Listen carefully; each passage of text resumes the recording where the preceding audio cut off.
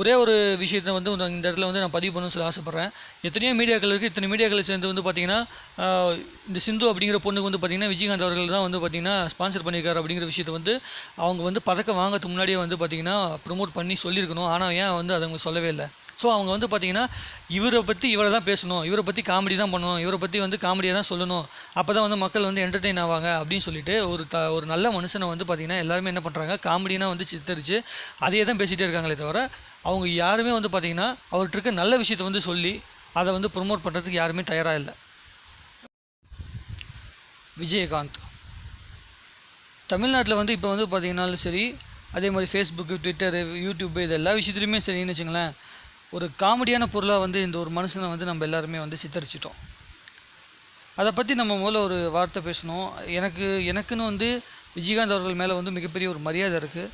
ஏன்னா அவருடைய பல விஷயங்களை பற்றி நான் கேள்விப்பட்டேன். முதல்ல நானும் அவருடைய ஸ்பீச்செல்லாம் பார்க்குறப்போ, அவர் வந்து பார்த்திங்கன்னா தேர்தல் காலத்தில் வந்து உளறதெல்லாம் பார்க்குறப்போ வந்து பார்த்திங்கன்னா எனக்கே வந்து பல இடத்துல வந்து காமெடி இருந்துச்சு. நானும் எங்கள் பசங்கள்கிட்டலாம் கிண்டல் பண்ணிட்டு இருந்தேன். ஆனால் சில விஷயங்கள் அவருடைய வாழ்க்கையில் பண்ண சில விஷயங்களை வந்து என்னோடய பேரண்ட்ஸ், எங்கள் அப்பா அம்மாட்ட கேட்டு தெரிஞ்சுக்கிட்ட டைமில், அப்புறம் நமக்கு முன்னாடி இருக்க ஜென்ரேஷனில் இருக்க பல பேர்கிட்ட கேட்டு தெரிஞ்சுக்கிட்டதும், ப்ளஸ் அவருடைய ஹிஸ்ட்ரியெல்லாம் எடுத்து படிக்கிறப்போ பார்த்திங்கன்னா நம்ம வந்து அவரை வந்து ட்ரீட் பண்ணுற விதம் வந்து பார்த்திங்கன்னா ரொம்ப ரொம்ப மோசமான விதம்னு சொல்லி எனக்கு தோணுது. ஒரு அரசியல்வாதியை அவரை விட்டுருங்களேன், அரசியல்வாதியை இப்போதைக்கும் நம்ம பேச வேணாம், அது கடைசியாக பேசுவோம். அரசியல்வாதியாக அவர் எப்படி இருக்காரு, என்ன இருக்காரு, அதெல்லாம் வந்து நம்ம கடைசியாக பேசணும். முதல்ல நம்ம பேச வேண்டிய விஷயம் என்னென்னா, ஒரு மனுஷனா விஜயகாந்த் இது வரைக்கும் என்னென்ன பண்ணியிருக்காரு. 26 வயசு 27 வயசில் வந்து பார்த்திங்கன்னா விஜயராஜ் அப்படின்னு ஒருத்தர் வந்து சினிமாவில் வந்து ஆசை வருது. யாரை பார்த்து ஆசை வருதுன்னா, ரஜினிகாந்த் ஒருத்தர் வந்து லுக்கு வந்து முக்கியம் கிடையாது, தனக்குன்னு ஒரு தனி டேலண்ட் இருந்தால் போதும் நம்ம வந்து சினிமாவில் நிற்க முடியும் அப்படிங்கிற வந்து ஏற்படுத்துது விஜயராஜன் ஒருத்தருக்கு. அவர் வந்து பார்த்திங்கன்னா வந்து ரஜினிகாந்த் மேலே இருந்த பற்றுனால விஜயகாந்த் அப்படின்னு சொல்லிட்டு பேரை மாற்றிக்கிட்டு சினிமாவில் உள்ளே வராரு. சினிமா உள்ளே வந்ததுக்கப்புறமேட்டு முதல்ல வில்லன் வாய்ப்பெல்லாம் கிடைக்குது, சின்ன சின்ன ரோல்லேருந்து வில்லன் வாய்ப்பெல்லாம் கிடைக்குது. ரஜினிகாந்த் சாரோட வந்து நடிக்கணும் அப்படிங்கிற ஒரு வாய்ப்பு வந்து முரட்டுக்காளி படத்தில் வந்து வில்லன் வாய்ப்பு கிடைக்குது. ஆனால் அதை வந்து நடிக்க மாட்டேன் அப்படின்றாரு. ஏன்னா எனக்கு பிடிச்ச, நான் யாரை பார்த்து இன்ஸ்பயர் ஆகி சினிமாக்குள்ளே வந்தேன்னா அவருக்கு வந்து ஆப்போசிட்டாக நான் நடிக்க மாட்டேன், நான் அவருடைய மிகப்பெரிய ஃபேன், நான் வந்து அவருக்கு ஆப்போசிட்டாக நடிக்க மாட்டேன் அப்படின்னு சொல்லி அந்த மிகப்பெரிய வாய்ப்பை வந்து மிஸ் பண்ணுறாரு விஜயகாந்த் அவர்கள். அந்தளவுக்கு வந்து ரஜினிகாந்த் அவர்கள் மேலே வந்து விஜயகாந்த் அவர்களுக்கு மிகப்பெரிய மரியாதை உண்டு, மிகப்பெரிய ரசிகர் கூட ரஜினிகாந்த் அவர்களுக்கு. அதுக்கப்புறம் சினிமாவுக்குள்ளே வராரு. சினிமாவுக்குள்ளே வந்ததுக்கப்புறமேட்டு பார்த்தீங்கன்னா தன்னோட வாழ்க்கையில் வந்து ஓரளவுக்கு ஃபினான்ஷியலி ஸ்டெபிலிஷான குடும்பத்தில் பிறந்திருந்தா கூட சினிமாவில் வந்து சர்வைவ் ஆகணும், நமக்குன்னு ஒரு இடத்த போய் பெற்று அடையணும் அப்படின்னு சொல்லிட்டு ஆசைப்பட்ட விஜயகாந்த் அவர்கள் வந்து ரொம்ப கஷ்டப்பட்டு ஆரம்ப காலத்தில் நடித்தார். அவருடைய கலரு, அவருடைய லுக்கு, இவ்வளோ கருப்பாக இருக்காங்க, ஸ்க்ரீன்லேயே கூட அவரோட மூஞ்சி தெரிய மாட்டேங்குது அப்படி இப்படின்னு சொல்லி பல கமெண்ட்ஸ்லாம் வந்துச்சு. ஏன்னா அவர் வந்து ரொம்ப கருப்பாக இருப்பார் அப்படி இப்படின்னு சொல்லி நிறைய விஷயம்லாம் வெளியே வந்தது. அந்த காலத்தில் வந்து நிறைய கிண்டல்களுக்கும் கேலிகளுக்கும் ஆளானார். அது எல்லாத்தையும் தாண்டி ஒரு நடிகனாக வந்து வாழ்க்கையில் சக்ஸஸ் ஆனார். அதுக்கப்புறம் முதல்ல அவரோட வாழ்க்கையில் மிகப்பெரிய டேர்னிங் பாயிண்ட்ஸ்லாம் ஏற்படுத்தின படம்லாம் பார்த்திங்கன்னா ஒரு போலீஸாக நடித்த எல்லா படங்களும் வந்து பார்த்திங்கன்னா மக்களிடம் வந்து அவரை போய் மிகப்பெரிய ஒரு நடிகராக போய் கொண்டு சேர்த்துச்சு. அது மட்டும் இல்லாமல் முதல்ல வந்து அந்த காலத்தில் அவர் வந்து பார்த்திங்கன்னா கட்டையாக உடம்பு இருப்பார், நல்லா வந்து பாடியாக வந்து ரொம்ப உடம்பு இருப்பார். அந்த உடம்பை வச்சுக்கிட்டு வந்து பார்த்திங்கன்னா அவர் கீழே விழுந்து, அதாவது டூப்பே போடாமல் வந்து எல்லா ஃபைட்லையும் நடிச்சுக்கிறது, அதெல்லாம் வந்து பார்த்திங்கன்னா மிகப்பெரிய வரவேற்பு அந்த காலத்தில் பெற்றுச்சு. ஆக்சுவலி அவர் வந்து அந்த மாதிரி நடித்ததுனால பல ஹீரோஸ் வந்து டூப் போடாமல் நடிக்க வேண்டிய கட்டாயத்துக்கு வந்து அந்த காலத்தில் வந்து தள்ளப்பட்டுட்டாங்க. அப்படிங்கிற அளவுக்குலாம் வந்து பார்த்திங்கன்னா சத்யராஜ் அவர்கள்லாம் வந்து விஜயகாந்தை பற்றி வந்து ரொம்ப பெருமையெல்லாம் சொல்லுவார். சரி, இதெல்லாம் வந்து ஒரு ஆக்டராக வந்து அவர் பண்ணார். அதுக்கப்புறம் சர்வைவ் ஆகிட்டார். போலீஸ் அப்படின்னாலே நம்ம மைண்டில் வர்றது எல்லா படமும் பார்த்திங்கன்னா முதல்ல வர ஒரு 5 படத்தில் பார்த்திங்கன்னா ஒரு 2 படம் 3 படத்துக்கு மேலே வந்து பார்த்திங்கன்னா விஜயகாந்த் அவர்கள் தான் இருப்பாங்க அந்த ஜென்ரேஷன்லேருந்து. சில பேர் வந்து கிண்டல் கூட பண்ணாங்க. பிரேமலதா அவர்கள் வந்து பார்த்திங்கன்னா விஜயகாந்த் அவர்களோட படத்தை போட்டு தான் போலீஸே வந்து ட்ரைனிங் எடுத்துக்கிட்டாங்க அப்படின்னு சொல்லிட்டு சொல்லுவாங்க. அது கேட்க காமெடியாக இருந்தாலும் இருக்கலாம், அது வந்து பொய்யா கூட இருக்கலாம். ஆனால் ஒரே ஒரு விஷயம் மட்டும் உண்மை, விஜயகாந்த் அவர்களை பார்த்துட்டு பல பேர் போலீஸாக மாறணும் அப்படின்னு சொல்லி ஆசைப்பட்டிருப்பாங்க. சின்ன வயசுலேருந்து விஜயகாந்த் அவர்களோட படத்தெல்லாம் பார்த்துட்டு, சத்திரியன் படத்தை பார்த்துட்டு, கேப்டன் பிரபாகரன் படத்தை பார்த்துட்டு நிறைய பேர் வந்திருப்பாங்க. இதெல்லாம் அவருடைய சினிமா வாழ்க்கையில் நடந்த விஷயங்கள். சரி, ஒரு அரசியல்வாதியாக அவர் வந்து என்ன பண்ணார்? சரி விடுங்க, அரசியல்வாதியாக பண்ணுறதை விட அரசியலுக்கு முன்னாடி அவர் அரசியலுக்கு வரணும்னு சொல்லி தோணுன விஷயம் அப்படிங்கிற ஒரு தாட்டு, அரசியலுக்கு வரணுங்கிற ஒரு தாட்டு வந்ததுக்கப்புறம் அவர் என்ன பண்ணார் அப்படிங்கிற ஒரு விஷயத்தை மட்டும் யோசிக்கணும். அரசியல்வாதி ஆகிறதுக்கு முன்னாடியே அவர் பல நல்ல விஷயங்களை வந்து பார்த்திங்கன்னா வந்து பண்ணியிருக்காரு. அது வந்து நிறைய பேருக்கு தெரியுமா தெரியாது. ஒரிசாவில் வந்து ஒரு வாட்டி வந்து புயல் வருது. புயல் வந்ததுக்கப்புறம் வந்து பார்த்திங்கன்னா அந்த ஒரிசா கவர்மெண்ட்டுக்கு வந்து பார்த்திங்கன்னா நம்ம கவர்மெண்ட்டுக்கிட்டேருந்து போகிற ஹெல்ப்புக்கு முன்னாடியே 15 லட்ச ரூபா வந்து விஜயகாந்த் அவர்களுடைய காசு தான் வந்து முதல்ல வந்து அந்த ஒரிசா கவர்மெண்ட்டுக்கு போய் சேருது. எப்போ 2003 2002 அதுக்கப்புறம் வந்து பார்த்தீங்கன்னா வந்து இலவச மருத்துவமனை ஒன்று கட்டினாரு. அதை கட்டி இன்னும் நடத்திட்டு இன்னும் இலவச மருத்துவமனை நடத்திட்டு இருக்க ஒரே ஒரு அரசியல்வாதி. அதாவது தன்னுடைய சொந்த காசில் கட்சியை நடத்திக்கிட்டு சொந்த காசுலேயே வந்து இலவச மருத்துவமனை அது எல்லாமே வந்து பார்த்தீங்கன்னா நடத்திட்டு இருக்கிற ஒரே ஒரு அரசியல்வாதி அப்படின்னு பார்த்தீங்கன்னா அது விஜயகாந்த் அவர்கள் மட்டும்தான். இது எல்லாத்தையும் சரி அவர் வந்து புகழ்ந்து பேசணும் அப்படிங்கிறதுக்காக கிடையாது. அவர்கிட்ட இருக்க பாசிட்டிவான விஷயம் ஏகப்பட்டது இருக்குது, நெகட்டிவான விஷயம் ரொம்ப ரொம்ப கம்மியாக இருக்குது. நீங்கள் எல்லா பிரச்சாரத்துலையும் நோட் பண்ணியிருப்பீங்க, விஜயகாந்த் வந்து குடிச்சிட்டு பேசுகிறாரு, அவர் வந்து சரியாக பேச தெரியல, உளறாரு அப்படிங்கிற விஷயத்தை தான் சொல்கிறாங்களே தவிர விஜயகாந்த் ஊழல் பண்ணிட்டாரு அப்படின்னு சொல்லி எவனாவது ஒருத்தன் பேசி நீங்கள் கேட்டிருக்கீங்களா? ஏன்னா முதல்ல வந்து விஜயகாந்த் அவர்கள் வந்து எலெக்ஷனுக்குள்ளே வந்து என்ட்ரு ஆகிறதுக்கு அப்போ என்ன தெரியுமா சொல்லிட்டு என்ட்ரானாரு, நான் பார்க்காத பணம் ஒன்றும் கிடையாது. சின்ன வயசுலேயே வந்து பார்த்தீங்கன்னா எங்கள் அப்பா வந்து சொந்தமாக வந்து ரைஸ் மில் வச்சுருந்தாரு, ஒரு தேட்டர் வச்சுருந்தாரு. அந்த தேட்டரில் வந்து பார்த்தீங்கன்னா நானும் ராஜா மாதிரி நல்லபடியாக வாழ்ந்துட்டு தான் வந்துட்டு இருந்தேன். பணத்துக்கு எனக்கு எந்த குறையும் கிடையாது. நான் பார்க்காத பணம் கிடையாது, நான் பார்க்காத சந்தோஷங்கள் கிடையாது. நான் ஏதாவது ஒன்று என்கிட்ட இருக்கிறத வந்து மக்களுக்கு கொடுத்து செய்யணும். ஏன்னா இந்த மக்கள் எனக்கு நிறைய விஷயத்தை கொடுத்துருக்காங்க, நான் அவங்களுக்கு செய்யணும் அப்படின்னு சொல்லி தான் வந்து முதல்ல வந்து ஓட்டு கேட்டார். இப்போ வந்து தைராய்டு பிரச்சனை வந்து தொண்டையில் இருந்ததுனால அந்த ஆப்ரேஷனுக்கு அப்புறம் அவருடைய கணீர்னு இருக்கிற அந்த குரலை வந்து இழந்துட்டாரு. ஏன்னா மிகப்பெரிய லென்த்தியான வசனம் பேசுறதுக்கு ஃபேமஸான விஜயகாந்த் அவர்களால் ஒரு 2 வார்த்தை கூட பேச முடியல அப்படின்னா மக்கள் கொஞ்சமாச்சு யோசிக்கணும். குடிச்சிட்டே பேசினா கூட சில பேர்னால பேச முடியும், ஏன் குடிச்சிட்டு கூட அவரால் ஒழுங்காக பேச முடியல அப்படின்னு சொல்லி நீங்கள் யோசிக்கணும். முதல்ல அவர் குடிச்சிட்டு தான் பேசுகிறாரானா கூட சில டைம் தெரியாது. ஏன்னா வந்து தைராய்டு பிரச்சனை வந்துட்டு ஆப்ரேஷன் பண்ண ஒருத்தனோட வாய்ஸ் இருக்குன்னு வச்சுங்களேன், அவனோட வாய்ஸில் வந்து அவனோட உண்மையான அந்த ஃப்ளோவில் வந்து பேசவே முடியாது. நம்ம நாக்கில் ஒரு சின்ன புண்ணு வந்துட்டால் கூட நம்மளால் ஒழுங்காக பேச முடியாது. தொண்டையில் ஆப்ரேஷன் பண்ணியிருக்கிறப்ப எப்படி அந்தளவு நல்லா பேச முடியும் அப்படிங்கிறத நம்ம கொஞ்சம் யோசிக்கணும். ஒரு அரசியல்வாதியை வந்து குறை சொல்கிறதுக்கு முன்னாடி, ஒரு தனி மனுஷனை குறை சொல்கிறதுக்கு முன்னாடி அவனுடைய பிரச்சனைகள் என்னங்கிற விஷயத்தை தெரிஞ்சுக்கணும். விஜயகாந்த் யோகா பண்ணுறப்போ வந்து காமெடியாக பண்ணுறாரு அப்படி இப்படி சொல்லி அவர் வந்து காமெடியாக சித்தரித்து அது மூலமாக காசு சம்பாதிக்க நினைக்கிற மீடியாக்களை மட்டுமே வச்சுக்கிட்டு கண்டிப்பாக வந்து பார்த்திங்கன்னா அவர் வந்து ஒரு தவறானவராக வந்து நம்ம வந்து சித்தரிக்க முடியாது. ஒரு நடிகனாக அவர் எவ்வளவோ சாதனைகளை பண்ணியிருக்காரு. அரசியல்வாதி ஆகிறதுக்கு முன்னாடியே வந்து அவர் நிறைய விஷயங்களை வந்து நம்ம பண்ணியிருக்காரு. 2003 வந்து இந்தியாவிலே மிகச்சிறந்த குடிமகன் அப்படிங்கிற ஒரு அவார்டு வந்து வாங்குறாரு. இது வரைக்கும் எனக்கு தெரிஞ்சு எந்த அரசியல்வாதியும் என்ன சொல்கிறது இந்தியாவோட மிகச்சிறந்த குடிமகன் அப்படிங்கிற ஒரு அவார்டு ஜனாதிபதி கையில் வந்து வாங்கினதா நான் இது வரைக்கும் கேள்விப்பட்டதில்லை. எந்த ஒரு அரசியல்வாதியும், அதுவும் வந்து இந்தளவுக்கு ஒரு நடிகனாக இருந்து அரசியல்வாதியான யாருமே வந்து மிகச்சிறந்த குடிமகன் அப்படின்னு சொல்லிட்டு வந்து அவார்டு வாங்கினதா நான் இது வரைக்கும் கேள்விப்பட்டதே கிடையாது. அப்படிப்பட்ட ஒரு அரசியல்வாதி 2003 மிகப்பெரிய இந்தியாவோட முதல் குடிமகன், மிகச்சிறந்த குடிமகன் அவார்டு வாங்கின ஒரு ஆளையும், அதே மாதிரி இன்கம் டேக்ஸில் வந்து ஒழுங்காக கணக்கு காட்டி காசு கட்டிகிட்டு இருக்கிற ஒரு ஆள் அப்படின்னு சொல்லிட்டு அவார்டு வாங்கின ஒரு ஆளை தான் நான் வந்து இவ்வளவு கேவலமாக பேசிகிட்டு இருக்கோம். காசை வந்து கணக்கே காட்டாமல் வந்து சொத்தை வந்து எல்லாத்து பேர்லையும் என்ன சொந்த வீட்டுக்குள்ளேயே எழுதி வச்சுக்கிட்டு அதை மட்டுமே வச்சு குடும்பம் நடத்திட்டு இருக்கிற எல்லா அரசியல்வாதியும் நம்ம மன்னிச்சிடுறோம். ஆனால் தன்னோட சொந்த முயற்சியிலே கஷ்டப்பட்டு முன்னேறி ஒரு காலேஜ் நடத்தி அந்த காலேஜில் வர வருமானத்தை எடுத்து ஒரு கட்சி நடத்தி அந்த கட்சிக்கு வந்து அந்த கட்சி மூலமாக ஏதாவது செய்யணும்னு சொல்லி ஆசைப்படுற ஒரு மனுஷனை நம்ம ரொம்ப கேவலமாக தான் பார்ப்போம். அது வந்து நம்மளுடைய தாட்டு தான். அது வந்து நம்மளோட தாட்டை வந்து மாற்ற முடியாது இந்த விஷயத்தில் அப்படின்னு எனக்கும் தெரியுது.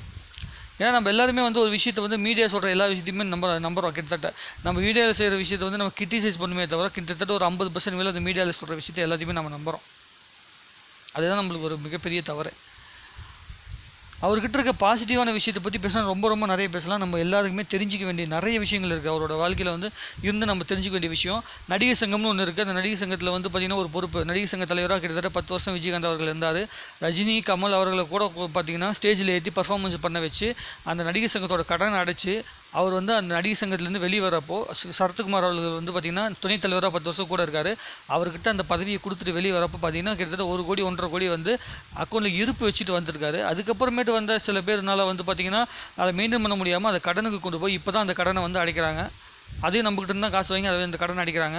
ஆனால் இவர் பண்ணது அந்த கலை நிகழ்ச்சி நடத்தி அதை வந்து அது மூலமாக வந்து பணத்தை சேர்த்து நடிகர் சங்கத்தை வந்து கடனை வந்து அடைக்கணும் அப்படிங்கிற ஒரு விஷயத்தை மிகப்பெரிய இடத்துக்கு கொண்டு போனவர் வந்து பார்த்திங்கன்னா விஜயகாந்த் அவர்கள் தான்.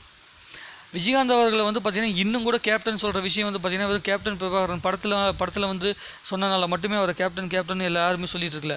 ஒரு அத்தனை பேரையுமே ஒரு பர்டிகுலர் இடத்துல கொண்டு வந்து அத்தனை கண்ட்ரோலுமே பண்ணி வைக்கக்கூடிய ஒரு சக்தி வந்து விஜயகாந்த் கிட்ட இருந்துச்சு. அந்த ஆளுமை திறன் இருந்துச்சு. அவருடைய உடல்நிலை வந்து இப்போ கோளாறாக இருக்க ஒரே ஒரு ரீசனால் வந்து பார்த்திங்கன்னா அவர் வந்து நம்ம ஒரு ரொம்ப சாதாரணமான ஆளாக நினச்சிட்டோம். ஆனால் எதிர்க்கட்சி தலைவராக அவர் சரியாக செயல்பட்டாரா அப்படின்னு பார்த்தீங்கன்னா அவர் கொடுத்த அந்த வாய்ப்பை வந்து அவர் மிஸ்யூஸ் பண்ணிட்டாருன்னு சொல்ல முடியும். ஏன்னா கட்சியில் அவர் மட்டுமே வந்து நல்லவனாக இருந்து அவர் மட்டுமே வந்து எல்லா விஷயத்தையுமே பண்ணால் மட்டுமே வந்து கட்சி நல்ல கட்சியாக ஆயிடாது. அந்த கட்சியில் இருக்க அத்தனை பேருமே டேலண்டட் பர்சனாக இருக்கணும்.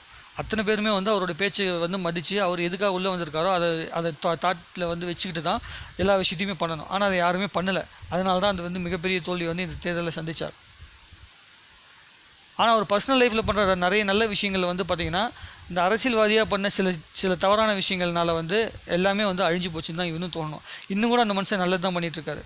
ஒரு டைம் உங்களுக்கு நிறைய பேருக்கு தெரியுமா தெரியாத தெரியல, கஞ்சி தொட்டி திட்டம்னு சொல்லி ஒரு திட்டம் வந்து பார்த்திங்கன்னா ஒரு டைம் வந்து ஒரு அரசாங்கமே வந்து கொண்டு வருதுன்னு வச்சுக்கலாம். டிஎம்கே ஆட்சியில் வந்து ஒரு டைம் வந்து பார்த்திங்கன்னா நெசவாளர்கள் எல்லாமே வந்து ரொம்ப பெரிய வந்து வறட்சிக்கு ஆளாயிட்டாங்க. கையில் காசு இல்லாமல் எல்லாமே வந்து ரொம்ப சிரமப்பட்டிருந்த டைமில் அவர் என்ன சொன்னார் வந்து பார்த்திங்கன்னா கஞ்சி தொட்டி திட்டம், அதாவது கஞ்சி தொட்டி ஒன்று வச்சு அதில் வந்து பார்த்திங்கன்னா எல்லாத்தையுமே கஞ்சி கொடுத்து சாப்பாடு கஞ்சி கொடுத்து அதை சாப்பிட்றதுக்கு உண்டான ஒரு திட்டத்தை வந்து கொண்டு வந்தாங்க. அந்த டைமில் விஜயகாந்த் வந்து பார்த்திங்கன்னா அரசியல்வாதியே கிடையாது. அப்போ வந்து என்ன பண்ணுறாரு, அவரோட காசு ஒரு 15 லட்ச ரூபாய் எடுத்து கொடுத்து அவர்னால எந்த அளவுக்கு முடியுமோ நெசவாளர்களுக்குன்னு சொல்லிட்டு அவர் பணத்தை கொடுத்து அவங்களுக்குன்னு வந்து அந்த மிஷின்ஸ் வாங்கி போட்டு இதில் நீங்கள் பண்ணுங்கள், உங்களுக்கு ஏதாவது வந்து ஹெல்ப் கேட்டால் கொடுங்க அப்படின்னு சொல்லிட்டு அவர் வந்து ப்ரொமோட் பண்ணுறாரு. எல்லாத்துக்கிட்டையுமே எல்லா பெரிய ஆளுங்களுக்கும் வந்து சொல்கிறாரு, இது மாதிரி இருக்கிற யாராவது ஒருத்தவங்க வந்து இல்லாதவங்களுக்கு கொஞ்சம் உதவி செஞ்சிங்கன்னா எல்லாருமே வந்து பெரிய ஆளாக வருவாங்க அப்படின்னு வந்து அவர் வந்து சஜஷன் கொடுக்குறாரு விஜயகாந்த். அதுக்கப்புறமேட்டு எல்லாருமே வந்து ஹெல்ப் பண்ணுறாங்க. ஹெல்ப் பண்ணதுக்கப்புறமேட்டு பார்த்தீங்கன்னா நெசவாளர் பிரச்சனை வந்து தீர்ந்து போகுது. இது வந்து விஜயகாந்த் வந்து அவர்கள் வந்து பார்த்திங்கன்னா அரசியல்வாதியாக இருக்கிறதுக்கு முன்னாடி நடந்த விஷயம். அப்படிப்பட்ட மனுஷன் தான் நம்ம ரொம்ப சாதாரணமான மனுஷன், ரொம்ப ஒரு என்ன சொல்கிறது குடிச்சிட்டு பேசுகிறாரு, வளர்றாரு, தெளிவாக பேச மாட்டேன்றாரு, 2 வாதி தெளிவாக பேச மாட்டேன்றாரு அப்படி இப்படின்னு சொல்கிறோம். 2012 பேசின விஜயகாந்தோட வாய்ஸ் எடுத்து பாருங்கள். அவர் நம்ம நாட்டு மக்களுக்காக என்னென்ன பண்ணார் அப்படிங்கிற ஒரு விஷயத்தை வந்து எப்படி நான் என்னென்ன பண்ண போகிறேன் அப்படிங்கிற ஒரு விஷயத்தில் எப்படி பேசியிருக்காரு அப்படிங்கிற விஷயம் உங்களுக்கு தெரியும். நிறைய ஆனந்த விகடன் பேட்டியில் வந்துச்சு. அதுக்கப்புறம் ஒரு தொடரில் எழுதினார் ஆனந்த விகடனில்.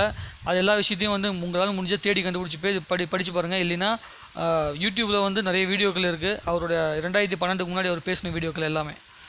சரி, பேசினா மட்டுமே வந்து பேசுறது தான் இப்போ பிரச்சனை அப்படின்னு சொல்லி ஒரு தாட்டுக்கு நம்ம வந்துட்டால் கூட, அவர் பேசுறதுனால மட்டுமே வந்து அவர் வந்து கெட்டவனாலும் ஆயிர போகிறதில்ல. மற்ற எல்லாருமே தெளிவாக பேசுகிறாங்க அப்படிங்கிறனால வந்து எல்லாருமே நல்லது பண்ணிட்டாங்க அப்படின்னு சொல்ல முடியாது. விஜயகாந்த் அவர்களும் வந்து என்ன சொல்கிறதுனா அவரோட பர்சனல் வாழ்க்கையில் அவரோட சொந்த பணத்தில் செலவு பண்ணுறாங்க. இது வரைக்குமே மற்ற எந்த அரசியல்வாதி சொந்த காசு எடுத்து நமக்கு செலவு பண்ணிட்டான்னு மட்டும் சொல்லுங்கள். அரசாங்கத்திலேருந்து நம்மளோட மிதமிஞ்சிய வரி பணத்தை வாங்கி அந்த வரி பணத்துலேருந்து தான் நமக்கு செலவு பண்ணுறாங்க. அதையே நமக்கு இலவசமாக கொடுத்து தான் நம்ம எல்லாத்தையும் வந்து ஒரு அரசியல் நம்மளை வந்து ஒரு முட்டாளாக மாற்றிக்கிட்டு இருக்காங்களே தவிர, யார் வந்து தன்னோட சொந்த காசுலேயே செலவு பண்ணுறாங்க? விஜயகாந்த் அவர்களை தவிர வேறு எவன் சொந்த காசுலேயே செலவு பண்ணி நமக்கு வந்து கொடுத்துட்டான்னு சொல்லுங்கள். எனக்கு தெரிஞ்சு யாரும் தெரில. நீங்கள் உங்களுக்கு யாராவது தெரிஞ்சிச்சுன்னு வச்சுங்களேன், இல்லை ஏதாவது உங்களுக்கு கருத்துக்கள் இருக்கும், அதெல்லாம் வந்து கமெண்ட்டில் சொல்லுங்கள். வேறு யாராவது சொந்த காசில் செலவு பண்ணுறானா அப்படின்னு சொல்லிட்டு. வெறும் வந்து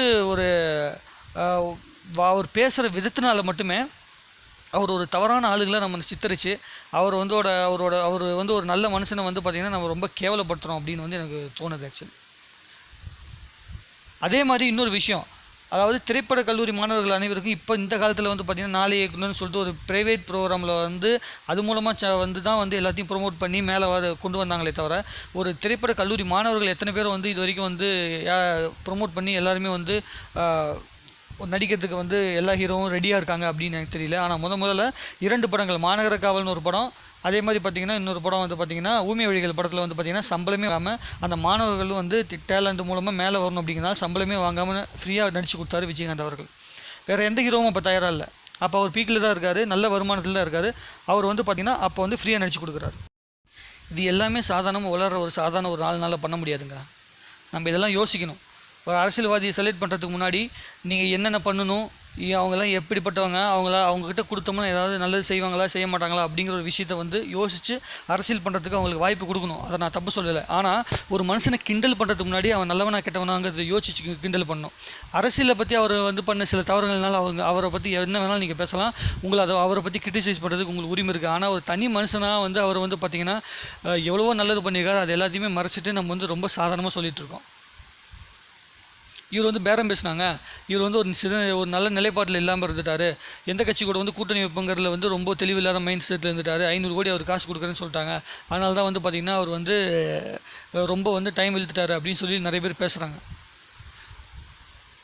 ஒரு டைம் வந்து தன்னோட வாழ்க்கையில் வந்து பார்த்திங்கன்னா கூட்டணி வச்சார், அந்த கூட்டணியில் சில குளறுபடிகள் பண்ணிட்டார், அதனால் வந்து அதுலேருந்து வெளியே வந்துட்டார். அதுக்கப்புறம் அடுத்த கூட்டணி வைக்கிறப்போ யோசித்து ஒரு முடிவு எடுக்கிறது வந்து தவறான விஷயமோ அப்படின்னு சொல்லி எனக்கு தெரியல. ஆனால் அதுக்கப்புறமேட்டு அவர் எடுத்த முடிவு வந்து பார்த்திங்கன்னா அது ஒரு தவறான முடிவில் போய் எலெக்ஷனில் மிகப்பெரிய தோல்வியை சந்திச்சு இப்போ வந்து மறுபடியும் ஆரம்ப காலத்தில் மறுபடியும் நடிக்கிறதுக்கே திரும்பி இப்போ வந்து நடிச்சிட்ருக்காரு. ஒரு நல்ல மனுஷனை நல்லது பண்ணணும்னு சொல்லி அரசியலுக்குள்ளே வந்த ஒரு மனுஷனை வந்து நம்ம டிசப்பாயின்ட் பண்ணணுமா இல்லையான்னு கூட எனக்கு சொல்ல தெரியல. ஆனால் என்ன பண்ணிட்டோன்னா நம்ம வந்து சுத்தமாக அவரை வந்து நிராகரிச்சிட்டோம். அவருடைய பர்சனல் லைஃப்பை பற்றி நம்ம சில விஷயங்கள் தெரிஞ்சிக்காம நம்ம வந்து நிராகரிச்சிட்டோமோ எனக்கு தோணுது. இதில் சில பேருக்கு நிறைய மாற்று கருத்துக்கள்லாம் இருக்கும். ஏன்னா நிறைய பேர் வந்து சொல்லுவீங்க இது மாதிரி அவருடைய நடத்தையில் இருக்கிற சில பிரச்சனைகள் மூலமாக வந்து நிறைய மாற்று கருத்துக்கள் இருக்கும். ஆனால் விஜயகாந்த் ஒரு நல்ல மனிதன் அப்படிங்கிறதுல வந்து எந்தவித மாற்று கருத்தும் யாருக்கு இருக்காதுன்னு நினைக்கிறேன். ஊழலில் வந்து மாட்டிக்கிட்டு இது ஊழல் இருந்துட்டு எப்படி வெளியே வருதுன்னு தெரியாமல் முடிச்சுக்கிட்டு இருக்க அரசியல்வாதிங்க மத்தியில் ஊழல்னுங்கிற ஒரு வார்த்தையை சொல்லாமல் உளறல் அப்படிங்கிற ஒரு வார்த்தையை மட்டுமே சொல்லி ஒரு அரசியல்வாதியை மட்டம் தட்டிட்டு இருக்காங்க. வெறும் டிஆர்பி ஏற்றத்துக்காக மட்டுமே அவர் காமெடியான ஒரு பொருளாக வந்து எல்லாருமே சித்தரித்து அவர் மூலமாக வந்து சம்பாதிக்கணும்னு சொல்லி ஆசைப்பட்டு தான் இப்போ இருக்க எல்லா மீடியாவுமே இருக்குது. ஒரே ஒரு கேள்வியோடு வந்து இந்த வீடியோ வந்து முடிக்கணும்னு சொல்லி நான் ஆசைப்பட்றேன். பிவி சிந்துங்கிற ஒரு பொண்ணு வந்து பார்த்திங்கன்னா ஒலிம்பிக்கில் போயிட்டு வெள்ளிப்பதக்கம் வாங்கி இந்தியாவுக்கு மிகப்பெரிய பெருமையை சேர்த்துச்சு அப்படிங்கிற விஷயம் வந்து எல்லாத்துக்குமே தெரியும். ஆனால் அந்த பொண்ணோடைய ஸ்பான்சர் விஜயகாந்த் அப்படிங்கிறத வந்து ஏன் எந்த மீடியாவுமே கவர் பண்ணல? ஒலிம்பிக்கில் போய் கலந்துக்கிறதுக்கு முன்னாடி, ஒலிம்பிக்கில் போய் அந்த பொண்ணு கலந்துக்கிட்டதுக்கு அப்புறமும் கூட அந்த பொண்ணு அரையிறுதியில் ஜெயிக்கிற வரைக்கும் ஏன் எந்த மீடியாவும் அவங்களுக்கு மிகப்பெரிய ஒரு வரவேற்பை கொடுக்கல? ஏன் அந்த எந்த மீடியாவுமே அவங்கள பற்றி அந்தளவுக்கு பெருமையாக பேசலை? ஏன்னா நம்ம நாட்டில் இருக்கிற மீடியாக்களுக்கும் சரி நம்ம நாட்டில் இருக்கிற மக்களுக்குமே சரி யாராவது ஒருத்தன் ஜெயிக்கிறப்ப தான் அவனை வந்து நம்ம சந்தோஷப்படுத்தி அவனை வந்து என்கரேஜ் பண்ணியே பழக்கம்.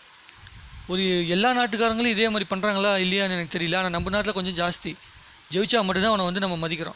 இப்போ பிவி சிந்துங்கிற ஒரு பொண்ணு ஜெயிச்சதுக்கப்புறம் தான் இப்போ பேட்மிண்டன் மேலேயே நிறைய பேருக்கு வந்து மரியாதையே வந்திருக்கும். அப்போ பேட்மிண்டனில் போனால் கூட நம்ம வந்து பதக்கம் வாங்கினோம்னா நம்ம நாட்டில் வந்து 2-3 கோடி காசு கொடுப்பாங்க. ஸோ அதில் கூட வந்து நம்ம சம்பாதிக்கிறதுக்கு உண்டான சோர்ஸ் இருக்குது அப்படின்னு சொல்லி இதுக்கப்புறம் தான் நம்ம பொண்ணுங்களுக்கு வந்து நம்ம வீட்டில் இருக்கிற பொண்ணுங்களுக்கும் சரி பசங்களுக்கும் சரி எல்லா மாணவர்களுக்கும் சரி வந்து நம்ம சொல்லிக் கொடுப்போம்.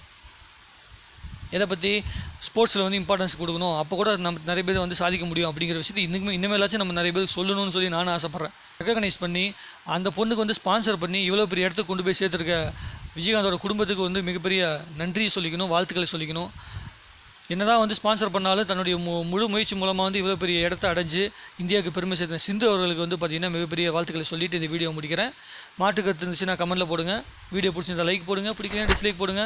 உங்களுடைய அன்புக்கும் உங்களுடைய நேரத்துக்கும் மிக்க நன்றி.